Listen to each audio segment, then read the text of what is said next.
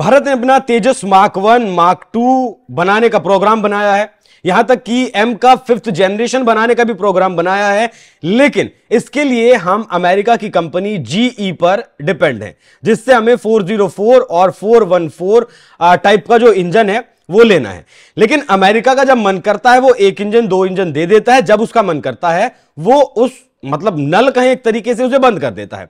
इसी वजह से हमारा जो तेजस का प्रोग्राम है वो पूरा नहीं हो पा रहा है। 2025 तक उसे पूरा हो जाना था, लेकिन अब उम्मीद है कि 2030 तक वो पूरा होगा और अमेरिका ने कहा है कि महीने में वो 2 इंजन देगा। लेकिन उस वादे पर भी अमेरिका खरा नहीं उतरा है। ऐसे में भारत ने फ्रांस के साथ एक ऐसी डील की है जिसमें भारत में ही इंजन बनाया जाएगा, राफेल का प्रोडक्शन होगा, इंजन का प्रोडक्शन होगा और पूरी तरीके से ट्रांसफर ऑफ टेक्नोलॉजी होगा। यही कारण है कि फिलहाल मीडिया की हेडलाइंस बन रही हैं, Safran agrees for full technology transfer of fighter jet engine to India. Safran agrees to full fighter jet engine technology transfer to India for M का प्रोग्राम।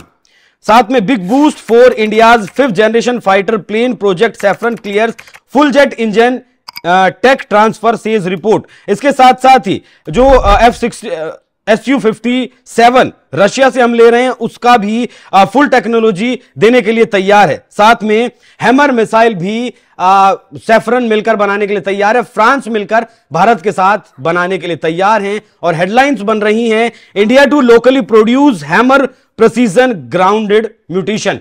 मतलब ये वही हैमर मिसाइल है जिसने ऑपरेशन सिंदूर के दौरान तहलका पाकिस्तान में मचाया था। तो इस खबर के मायने क्या है, किस तरीके से 10,000 करोड़ रुपए की डील ये साइन की गई है, उसे एक एक कर आपको समझाते हैं। फिर इसी विषय पर वरिष्ठ सहयोगी पंकज प्रसून से चर्चा करेंगे। भारत फ्रांस के बीच डिफेंस में सबसे बड़ी सफलता, सैफरन ने 100% ट्रांसफर ऑफ टेक्नोलॉजी के साथ भारत को फाइटर जेट बनाने की टेक्नोलॉजी पर सहमति दी है, जिसमें हॉट सेक्शन भी शामिल है। यह इंजन 120 से लेकर 140 किलो न्यूटन थ्रस्ट क्लास का होगा, जो एम का 5th जनरेशन स्टील्थ फाइटर के ट्विन इंजन वर्जन को पावर देगा। सैफरन के सीईओ ने कहा है कि हम सिर्फ टीओटी नहीं दे रहे बल्कि डीआरडीओ के साथ मिलकर भारत में एक बिल्कुल नया इंजन डेवलप कर रहे हैं। कोई देश अभी तक ऐसा ऑफर नहीं दे सका है। 100% टेक्नोलॉजी ऑफ ट्रांसपोर्ट के साथ साथ पार्ट्स भी भारत में बनेंगे जो पूरी तरीके से इंडियन मेड होगा। M88 इंजन जो राफेल में लगता है उसकी असेंबली लाइन भी भारत में लगेगी और आगे चलकर इसके कंपोनेंट्स भी भारत में बनेंगे। साथ में प्राइवेट सेक्टर्स की भी इसमें एंट्री हो सकती है, जैसे टाटा, L&T, अडानी भी इसमें अपना उनको भी रोल मिलेगा। बाकी जो काम 10 साल में होना था, अगर प्राइवेट सेक्टर इसमें आता है तो 5 साल में यह पूरा हो सकता है। 2035 तक प्रोडक्शन शुरू होने का टारगेट है। तेजस में जो दिक्कत है, GE F404 F414 इंजन की सप्लाई में अमेरिका बार बार अड़ंगा डालता है, इस वजह से इसका प्रोग्राम लेट हो रहा है। बाकी हैमर मिसाइल की अगर बात करें तो precision air to ground weapon अब भारत में बनेगा। BEL plus Safran electronics and defence का यह प्रोग्राम होगा जिसमें 60% काम यहां किया जाएगा। ऑपरेशन सिंदूर में हैमर ने बहुत अच्छा प्रदर्शन किया था। हैदराबाद में दुनिया की सबसे बड़ी CFM लीप और M88 इंजन की MRO फैसिलिटी शुरू होगी। 240 मिलियन यूरो इसमें निवेश किए जाएंगे। 1100 से ज्यादा स्किल जॉब्स इसमें मिलेंगी। राफेल के इंजन अब भारत में ही सर्विस भी होंगे। भारत अब रूस से और 5 स्क्वाड्रन S-400 मांग रहा है, जिसके लिए 10,000 करोड़ रुपए का डील हो सकता है, क्योंकि पुतिन अगले महीने भारत आने वाले हैं। यह पुराना ऑर्डर भी अब पूरा किया जाएगा। साथ में Su-57E जो एक्सपोर्ट वर्जन है वो भी भारत खरीद सकता है, उसका भी 100% टीओटी के साथ रूस ने ऑफर किया है। 2-3 स्क्वाड्रन खरीदने पर विचार चल रहा है, ताकि जब तक एम का बने तब तक गैप पूरा हो जाए। Su-30 के पहले 84 जो जेट्स हैं उन्हें भी अब अपग्रेड करने के लिए 63,000 करोड़ रुपए का प्रोजेक्ट शुरू किया जाएगा। तो ये सारी चीजें हैं जो भारत में बनेंगी। एमका के लिए इंजन हो, आपका Su-57 का प्रोडक्शन हो या फिर हैमर मिसाइल का प्रोडक्शन हो, इसी विषय पर चर्चा करेंगे। मेरे साथ मौजूद हैं वरिष्ठ सहयोगी पंकज प्रसून। सर, बहुत स्वागत आपका। प्रधानमंत्री मोदी ने, मुझे याद है, लाल किले की प्राचीर से कहा था कि अब आत्मनिर्भर बनना है। उस दिशा में यह कदम है। अमेरिका के ऊपर निर्भरता कम करने की तरफ ये कदम है। एक एक करके शुरू करता हूं क्योंकि बहुत सारी बातें हैं जी। पहला मेरा कमेंट यह है कि अमेरिका भारत का सबसे बड़ा दुश्मन है, पाकिस्तान से बड़ा। और वो मैं क्यों कह रहा हूं, कुछ फैक्ट समझिए। बहुत सारे लोग ये मान के चलते होंगे कि अमेरिका चाइना को काउंटर करने के लिए भारत की मदद कर सकता है। इस देश में बहुत सारे लोग ये मान के चलते हैं। मेरा उल्टा मानना है, भारत को रोकने के लिए अमेरिका और चाइना जब दिल करता है तब हाथ मिला लेते हैं। और ये मैं क्यों कह रहा हूं, क्योंकि जब भी आप देखिए चाइना और अमेरिका के बीच जो व्यापार है, या फिर दोनों जो स्ट्रेटेजिक पॉइंट पे एक होकर बात करने लगते हैं, आपको शायद P2 नहीं पता होगा। P2 नाम का शब्द, हाँ, पावर 2, मतलब दुनिया में सिर्फ दो पावर हैं, हम अमेरिका और चाइना, और हम, हाँ, और हम दोनों मिलकर बाकी सबको नीचे डाउन करना है। ये तो G2 नाम दिया था ट्रंप ने। पावर 2, G2 ट्रंप का है ये, हाँ, ट्रंप ने दिया था, वो ट्रेड के लिए था, ठीक है। और P2 जो था स्ट्रेटजी के लिए था। ये जो पाकिस्तान है ना, इसको बनाया ही इसलिए गया था कि जब दिल करे तब भारत को थोड़ा सा सुई चुभो दे। इसका और कोई महत्व नहीं था। और आप देखिए कि पाकिस्तान अमेरिकन और चाइनीज दोनों हथियारों का सिर्फ इस्तेमाल करता है, बाकी उसे कोई नहीं देता। आपने कभी सोचा कि भारत के सबसे बड़े दुश्मन को चाइना भी उतना ही हथियार देता है जितना अमेरिका देता है? हाँ, बिल्कुल देता है, दोनों देता है कि नहीं देता है? क्योंकि दोनों का दुश्मन, साझा दुश्मन भारत है। अब भारत को काउंटर करना, भारत का हर वो मुल्क जो कि दुश्मनी की बात करेगा, तुरंत अमेरिका की मदद वहां पहुंच जाए। जैसे देखिए, जब तक बांग्लादेश के साथ भारत का रिश्ता ठीक था, तब तक अमेरिका बांग्लादेश की मदद नहीं कर रहा था। लेकिन जैसे ही वहां तख्ता पलटवार Mohammad Yunus anti India statement देने लगे, आप देखिए कि अमेरिकन पैसे पहुंचने लगे वहां पे। ये सच है कि नहीं है? बिल्कुल। तो अब आप बताइए कि वो भारत की क्यों मदद करेगा? वो जी इंजन को लेके वो डिले करेगा। और इस पूरे साउथ एशिया में, पूरे साउथ एशिया की मैं बात कर रहा हूं, जिसमें आप अफगानिस्तान, पाकिस्तान, भारत, श्रीलंका, मालदीव और पूरा इधर एरिया जोड़ लीजिए, इंक्लूडिंग चाइना। अमेरिका को सिर्फ और सिर्फ एक देश से खतरा है, वो है भारत। चाइना से खतरा नहीं है। चाइना तो देखिए, चाइना तो डेमोक्रेसी है नहीं, वहां तो आउट ऑफ एरिस्टोक्रेसी है, वहां एक पार्टी की सरकार है, वहां आंतरिक इतना विद्रोह है ना कि कब कौन क्या हो जाएगा नहीं पता। उसका वैसे भी ग्रोथ स्लो डाउन करने लगा है कि नहीं करने लगा? चाइना कहां? हाँ, लेकिन भारत का है कि तमाम प्रतिबंधों के बावजूद, तमाम इधर उधर लगाने टैक्स के बावजूद ही भारत कांस्टेंट ग्रो कर रहा है। इसकी वजह है कि इसका फाउंडेशन मजबूत है, ये डेमोक्रेसी है। और भारत का जो अर्थव्यवस्था है, दो हिस्सों में डिवाइड है, एक रूरल इकोनॉमी और एक अर्बन इकोनॉमी। रूरल इकोनॉमी पे कोई प्रभाव नहीं पड़ता कि तुम क्या मंदी आ जाए दुनिया में, क्या हो जाए, यहां के किसान उगाते हैं अनाज और बेचते हैं। इसीलिए जब मोदी सरकार आई तो उन्होंने गांव में पैसा पंप करना शुरू किया कि यही बचाएगा। ठीक है, पहली बात ये। तो अमेरिका को आप एडवर्सरी मान के जब अपनी नीतियां बनाएंगे तो आप हमेशा सुरक्षित रहेंगे। उसको जिस दिन दोस्त मान लिए, उस दिन ही वो खतरनाक है। हाँ, एंटरटेन करते रहना है कि आप तो बहुत महान हैं, आप तो बहुत बड़े हैं, ट्रंप सरकार जिंदाबाद, ये सब कहते रहना है, लेकिन अंदर से उससे दोस्ती का भाव नहीं रखना है कभी। अब आते हैं कहानी के दूसरे हिस्से में। भारत के हकीकत में तीन ही दोस्त हैं जो बुरे वक्त में मदद करेंगे। एक है इजराइल, दूसरा फ्रांस और तीसरा रशिया।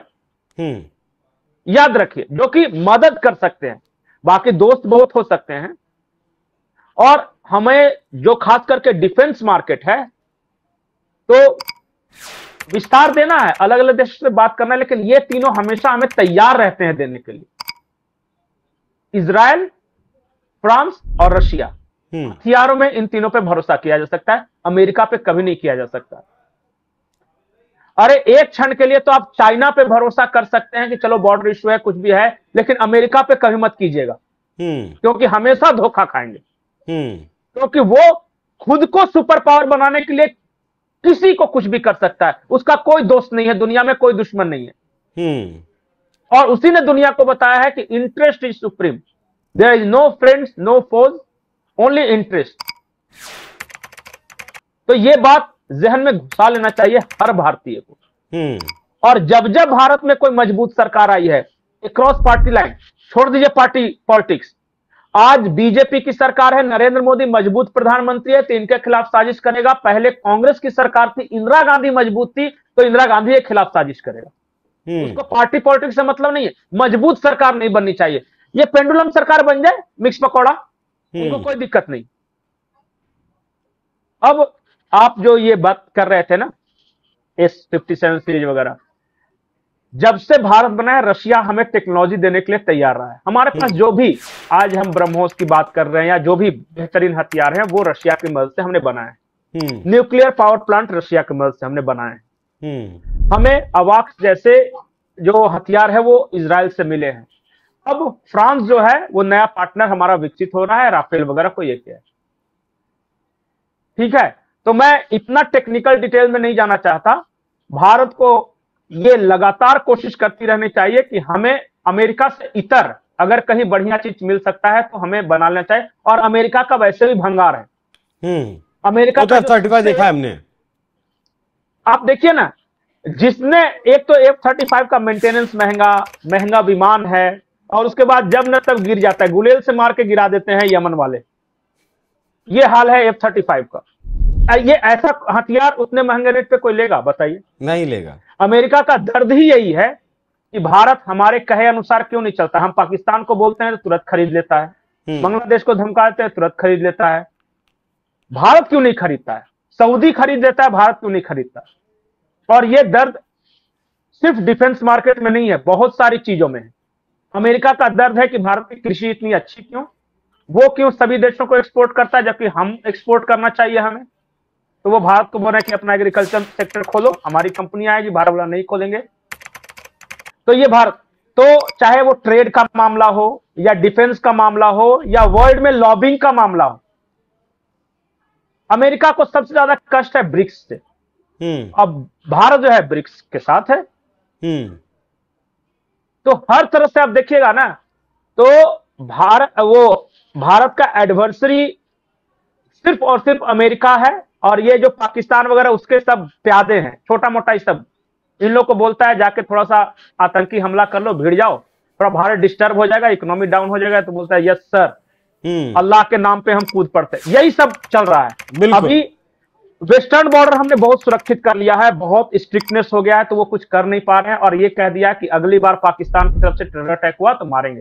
तो अब वो कर रहा है कि ईस्टर्न खोलो, बांग्लादेश में तख्ता पलट करवाया, इधर ट्रेनिंग देना शुरू किया, इधर डिस्टर्ब करेगा, पूरा बंगाल डिस्टर्ब करने वाला है, पूरा आसाम डिस्टर्ब करने वाला है। इसके लिए तैयारी करनी है आपको। और बाकी जो भारत के बाकी कोई दुश्मन, देखिए एशिया में बाकी कोई दुश्मन नहीं है भारत का। कंपटीटर हो सकता है चाइना, हो सकता है कि सीमा विवाद को लेके वो चाइना बढ़ाएगा। मैं आपको आज लिख के दे रहा हूं कि 26 और 27 में चाइना के साथ बॉर्डर पे फिर से झड़प होंगे। और वो क्यों होंगे पता है? चाइना की इकोनॉमी डाउन हो रही है, वहां रिसेशन हो रहा है, वहां के लोग अपनी सरकार से नाराज हैं, तो लोगों का फोकस इकोनॉमी से हटाने के लिए वो देशभक्ति की तरफ लाएगा। इसलिए भारत के साथ कुछ गलवान या डोकलाम तरह इस तरह कुछ करेगा। अरुणाचल में करने वाला शायद जो तैयारियां उसकी बता रही है, जो स्टेटमेंट बता रहे हैं, तो इसके लिए तैयार। लेकिन फुल फ्लेज्ड वॉर कभी नहीं करेगा भारत के साथ, कभी नहीं करेगा। और वो अपने आप सुपर पावर बनना चाहता है तो वो कभी भारत जैसे मजबूत देश के साथ उलझेगा नहीं, क्योंकि पता है कि वो भी डाउन हो जाएगा। भारत तो डाउन होगा भी, वो भी डाउन हो जाएगा। अमेरिका कोशिश करेगा कि भारत या तो पाकिस्तान के साथ भिड़ जाए, या बांग्लादेश के साथ भिड़ जाए, या चाइना के साथ, किसी के साथ भिड़ जाए, ताकि इसकी जो ग्रोथ रेट है वो थोड़ी कम हो जाए, ताकि हमारा कलेजे को ठंडक मिले।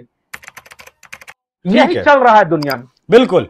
और बाकी सारी बातें टेक्निकल है, वो मैंने बताई दी है दर्शकों को, वो सारी टेक्निकल चीजें बताई दी हैं। और अमेरिका एक ऐसा देश है, मानकर चलिए अगर कल Su-57 जो रशिया का फाइटर जेट है उसकी जगह अगर हम अमेरिका के F-35 की डील कर लेते हैं तो हमारे पास जो S-400 डिफेंस सिस्टम है उसे भी वो कहेगा कि आप इसे वापस कर दो रशिया को। जिस तरीके से उसने एक दो देश के साथ किया है, जिसने F-35 की डील की है उसके साथ अमेरिका ने यही किया है। तो सर ने बिल्कुल पहली लाइन में बिल्कुल सही कहा है कि अमेरिका हमारा दोस्त तो बिल्कुल नहीं हो सकता, दुश्मन जरूर है। व्यापारिक रिश्ते हैं, व्यापार है, ठीक है, चल रहा है, बाकी टेक्निकल चीजें मैंने आपको बताई और जो इस बात के अलग पहलू थे वो हमारे वरिष्ठ सहयोगी पंकज प्रसून ने आपको समझाने की कोशिश की। बाकी पंकज सर बहुत धन्यवाद आपका इस खबर में जुड़ने के लिए, विस्तार देने के लिए। बाकी दर्शकों आपको क्या लगता है, क्या हमें फ्रांस रशिया के साथ ही आगे बढ़ना चाहिए या फिर अमेरिका को भी एक ऑप्शन के रूप में रखना चाहिए? कमेंट बॉक्स में अपनी राय जरूर बताइएगा। नमस्कार।